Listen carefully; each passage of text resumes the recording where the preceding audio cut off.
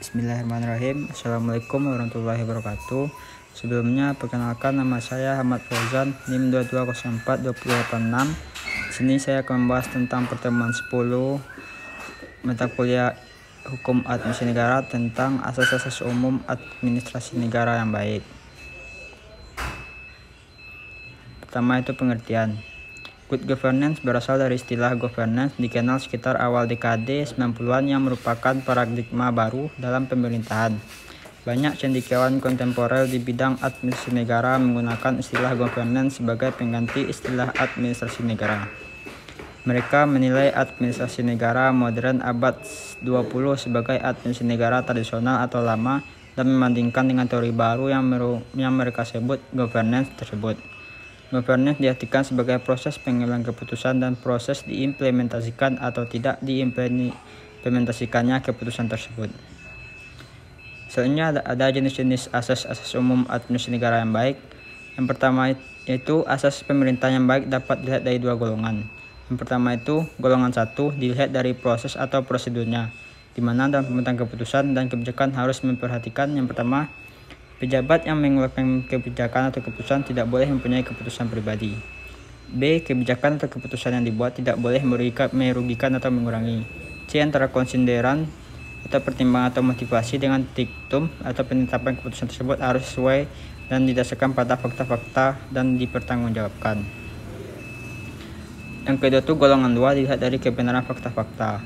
Itu yang pertama asas larangan kesewenangan, yaitu kesewenangan ini bisa timbul apabila perbuatan pejabat atau keputusan yang dibuatnya tidak mempertimbangkan semua faktor yang relevan dengan perbuatan pejabat atau keputusan yang bersangkutan secara lengkap dan wajar. Salah satu ciri dari pejabat yang sewenang-wenang adalah tidak mau dikritik, sulit untuk mendapat masukan atau pendapat. B. Asas larangan penyalahgunaan wewenang atau larangan determen. C. Asas kepastian hukum. Asas kepastian hukum adalah asas dalam negara hukum yang menggunakan alasan peraturan perundang-undangan, keputusan, dan keadilan dalam setiap kebijaksanaan penyelenggaraan negara. D. Asas kepentingan umum. Asas kepentingan umum adalah asas yang menentukan kesejahteraan umum dengan cara yang aspiratif, akomodatif, dan kolektif. E. Asas keterbukaan. Asas keterbukaan adalah membuka diri terhadap hak masyarakat. F. Asas proporsionalitas, yaitu mengutamakan keseimbangan antara hak dan kewajiban penyelenggara negara.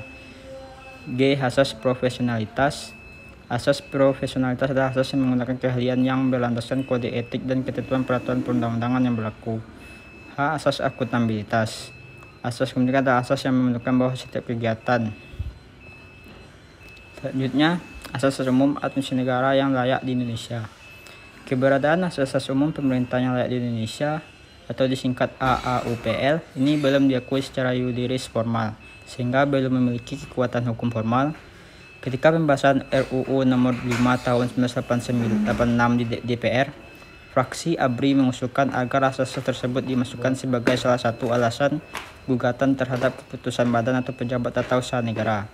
Akan tetapi, usulan ini tidak diterima oleh pemerintahan dengan alasan yang dikemukakan.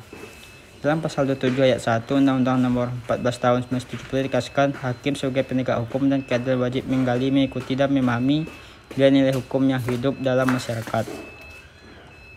Dengan ketentuan pasal ini, maka asas-asas ini memiliki peluang untuk digunakan dalam proses peradilan administrasi di Indonesia.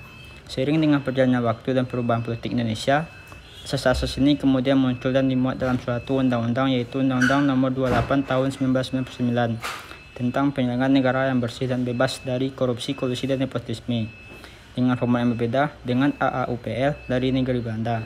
Dalam pasal 3 Undang-Undang nomor 28 tahun 1999 disebut beberapa asas penyelenggaraan negara, yaitu pertama asas kepastian hukum, asas tertib penyelenggaraan negara, asas kepentingan umum, asas keterbukaan, asas proporsionalitas, asas profesionalitas, dan terakhir asas akuntabilitas.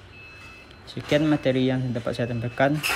Kalau ada kurang mohon dimaafkan. Assalamualaikum warahmatullahi wabarakatuh.